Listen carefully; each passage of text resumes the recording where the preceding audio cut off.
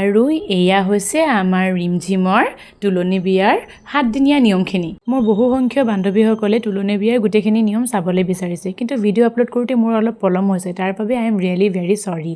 আৰু আগলৈ মই অতি সোনকালে নিজৰ ভিডিঅ'ছখিনি আপলোড কৰিবলৈ চেষ্টা কৰিম